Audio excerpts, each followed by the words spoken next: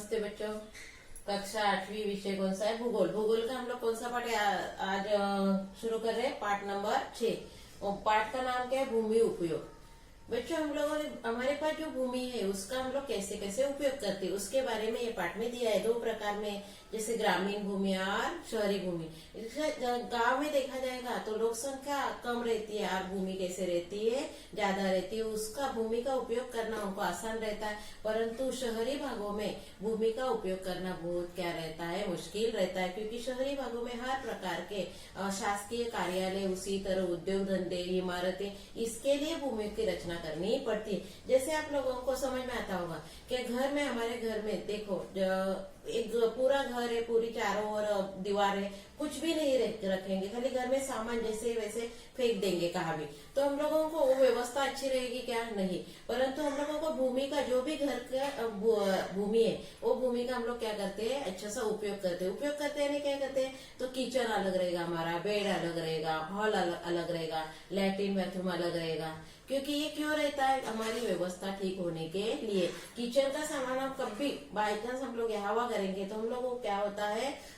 मिलने में मुश्किल हो जाता है। इसका मतलब घर की व्यवस्था बिगड़ जाती है। तो घर की व्यवस्था ठीक ठाक होने के लिए और हम लोगों को ऐसे वैज्ञानिक युग में हम लोग भागदौड़ में हर एक चीज वो जगह पर वो रहने के लिए भूमि का रचना करनी पड़ती है। और यही भूमि का उपयोग यानी भूमि का रचना कैसे की जाती है उसके बारे में ये पाठ में क्या किया है? समझा है। तो हम लोग आगे भूमि का उपयोग और भूमि के कौन कौन से प्रकार है उसके बारे में क्या करेंगे? अध्ययन करेंगे। चलो तो बच्चों, भूमि उपयोग के पाठ के आगे के टॉपिक का हम लोग क्या करेंगे? अध्ययन करेंगे। तो आगे का टॉपिक है संक्रमण क्षेत्र एवं उपनगर। जैसे बच्चों, नगरीय आदिवासियों की सीमा से लगकर क्या रहता है? ग्रामीण आदिवासी। कहाँ क्या रहता है? नगरीय आदिवासियों की सीमा के पास ही क्या रहता है? ग्रामीण आदिवासी रहता है। और इन दोनों के बीच के क्षेत्र को ही क्या बोला गया है? संक्रमण प्रदेश, अथवा उसको क्या बोला जाता है? ग्रामीण नगरीय उपांत के नाम से वो क्षेत्र को क्या किया जाता है? जाना जाता है। इसलिए इस प्रदेश का भूमि उपयोग सम्मिश्र स्वरूप का रहता है। भूमि उपयोग उसका क्या रहता है? सम्मिश्र रहता है, क्योंकि उसमें क्या रहता है? नगरीय विभाग भी रहता है, वास्तव भी रहता है, और ग्रामीण वास्तव भी रहता है। यानी हर तरह का वह क्या रहता है? नगरीय भी सुविधा रहती है और ग्रामीण का भी रहता है, उसमें दिवस रहता है। साथ ही यहाँ का सांस्कृतिक जीवन भी क्या रहता है? इसीलिए यहाँ का सांस्कृतिक जीवन भी क्या रहता है? मिश्र रहता है। कि नगरीय सांस्कृतिक जीवन अलग रहता है तो ग्रामीण क्या रहता है? क्या रहता है? परंपरावादित रहता है। उसी तरह उनका क्या रहता है? एक दूसरे का देखकर भी उनके सांस्कृतिक क्या रहता है? स्वरूप रहता है। यहाँ के भूमि उपयोग में ग्रामीण और नगरीय भूमि उपयोग का मिश्र दिखाई देता है। यहाँ का क्या होता है?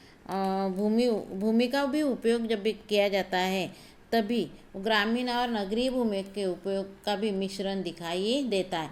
समय के साथ ही इन भागों का नगरीकरण, परंतु कुछ समय के बाद इस भागों का क्या हो जाता है? नगरीकरण हो जाता है, क्योंकि ग्रामीण आदिवासी रहने के कारण भी क्या हो जाता है? वो नगरीय आदिवासियों को देखकर ही अपने में बदलाव लाते हैं, और उसी तरह इसमें क्या हो जाता है? उसका ही उपनगरों में क्या हो जाता है? निर्माण होता है।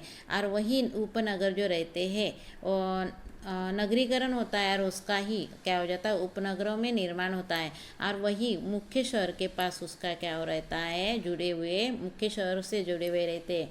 जैसे मुंबई है, क्या है? मुख्य नगर है, मुख्य शहर है, और उसके साथ जो ग्रामीण आदि और नगरीय का उपनगरों में जो निर्माण होता है वो क्या होता है? उसके साथ जुड़े रहते हैं। जैसे मुंबई के पास बांद्रा और भांडुप, ये क्या है? मुंबई के उपनगरे है।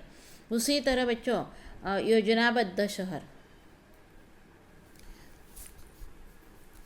जैसे औद्योगिक क्रांति के पश्चात विश्व में बड़े पैमाने पर क्या हुआ था? नगरीकरण की शुरुआत हुई थी। योजनाबद्ध यानी योजना से रचनात्मक शहर बोला जाएगा। योजनाबद्ध यानी रचना की हुई, क्योंकि इतनी लोक संख्या है तो इतनी लोक संख्या के लिए रहने की सुविधा क्या है? कारखाने कैसे, कहाँ पर मंडई रहेगी, यानी हर एक चीज़ की रचना की हुई, उसको ही क्या बोला गया है? योजनाबद्ध शहर। तो यह औद्योगिक क्रांति के पश्चात विश्व के बड़े पैमाने पर क्या हुआ था? नगरीकरण की शुरुआत हुई थी। और नगरीकरण की ये प्रक्रिया योजनाबद्ध नहीं थी, परंतु ये नगरीकरण की जो प्रक्रिया थी योजनाबद्ध थी क्या? नहीं। और इसलिए शहरों का अनियंत्रित विकास होने लगा, उसके ऊपर नियंत्रण ही नहीं था। जैसे रोजगार के अवसरों के कारण बड़े पैमाने पर जनसंख्या का स्थानांतरण होने लगा। जहाँ पर लोगों को रोजगार मिल रहा है वही लोग क्या होते हैं, निक जाते हैं। जैसे मुंबई में लोग क्या होते हैं, वहाँ मुंबई में रोजगार मिलता है, उधर निर्वाह का वहाँ पर साधन है, इसीलिए कहाँ से भी लोग वहाँ आकर क्या होते हैं रहने लगते। परंतु वहाँ की जो शहर की जो रचना रहती है वो रचना पूरी अस्त व्यस्त हो जाती है, क्योंकि रहने के लिए सुविधा अच्छी सी नहीं मिलती है, काम धंधे करने के लिए तो सभी शहर में क्या हो जाती है, पूरी भीड़ भाड़ दिखाई देती है। शहरों में स्थान की उपलब्धता का प्रश्न सदैव ही गंभीर होता है। जैसे नगरीय भूमि उपयोग में बड़े पैमाने पर विविधता दिखाई देती है। नगरीय भूमि के उपयोग में बड़े पैमाने पर क्या रहता है, विविधता रहती है, और उसमें बहुत से धंधे रहते, बहुत से दुकानें रहते, मंडई रहती, हर तरह के वहाँ बिजनेस रहते, वैसी तरह रहने वाली सुविधा भी रहती है, स्कूल रहते, कॉलेज रहते। तो भूमि सीमित होती है और भूमि का उपयोग में विविधता आती है, और भूमि क्या रहती है, सीमित रहती है। लोक संख्या ज़्यादा रहती है, उसी तरह लोगों को जितनी सुविधा चाहिए उतनी मिलनी चाहिए, और इसीलिए जगह क्या हो जाती है, कम हो जाती है। साथ ही शहर बढ़ता रहता है। ऐसे में भविष्य का विचार करते हुए शहरों का योजनाबद्ध पद्धति से निर्माण करने का विचार शुरू हुआ। और इसी तरह क्या हुआ, औद्योगिकीकरण के कारण, औद्योगिकी क्रांति के बाद क्या होने लगा कि जैसे शहर में जैसे भीड़ बढ़ती जाएगी और वैसे वो लोगों की सुविधा नहीं रहेगी, तो क्या हो जाएगा, अस्ताव्यस्त हो जाएगा शहर। इसीलिए शहरों की योजनाबद्ध क्या होने लगी, निर्मित होने लगी और उसकी शुरुआत होने लगी। जैसे नगर बसने के लिए पहले उसमें क्या होनी चाहिए, भूमि उपयोग कैसे होना, उसका नियोजित मानचित्र तैयार किया जाता है। जैसे नगर निर्माण हो रहा है तो नगर में कौन कौन सी सुविधा चाहिए, लोग किस तरह से बिजनेस करेंगे, लोगों को क्या क्या सुविधा चाहिए, वह कॉलेज चाहिए, स्कूल चाहिए, हर तरह की हम लोगों को जो अत्यावश्यक सुविधा है वह होनी चाहिए। जैसे वहाँ न्यायालय होना चाहिए, हॉस्पिटल होने चाहिए। तो इसी तरह वो मानचित्र में उसका क्या किया जाता है, नियोजन किया जाता है। उसके अनुसार शहर का विकास भी, और उसी तरह क्या हो जाता है, शहर का विकास भी किया जाता है। तो ऐसे कौन कौन से शहर है बच्चों, तो देखो जैसे दक्षिण कोरिया में कौन सा है, सियोल, ये शहर क्या है, योजनाबद्ध है। स्विट्जरलैंड का कौन सा है, ज्यूरिख, ये शहर योजनाबद्ध है। संयुक्त राज्य अमेरिका का एक कौन सा है, वाशिंगटन डीसी, ये शहर भी क्या है, योजनाबद्ध है। उसी तरह ब्राज़ील का कौन सा है, ब्राज़ीलिया। और भारत में कौन कौन से शहर है योजनाबद्ध, चंडीगढ़ और भुवनेश्वर, यही शहर क्या योजनाबद्ध है, क्योंकि इसमें पहले से नियोजन करके शहरों की क्या की है, निर्मित की है। तो यहाँ हर एक व्यवस्था आर्थिक से हर एक व्यवस्था कैसे रहती है, शिक्षण से बिजनेस तक, व्यापार तक यहाँ क्या रहता है, हर तरह की नियोजित यानी रचना की गई है। उसी तरह बच्चों हम लोगों को नीचे एक आकृति दिए, इसमें ही आकृति नंबर कौन सा है, 6.1, उसमें भूमि का उपयोग किया गया है देश में। जैसे जापान और भारत में, जापान में 2011 और भारत में 2011 में भूमि का उपयोग कैसे किया था।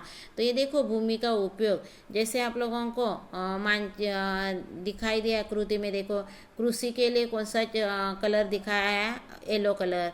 स्थायी कृषि के लिए कौन सा है, रेड है। तो वनाच्छादित के लिए कौन सा है, ग्रीन है। स्थायी चारागाह के लिए कौन सा है, ब्लू है।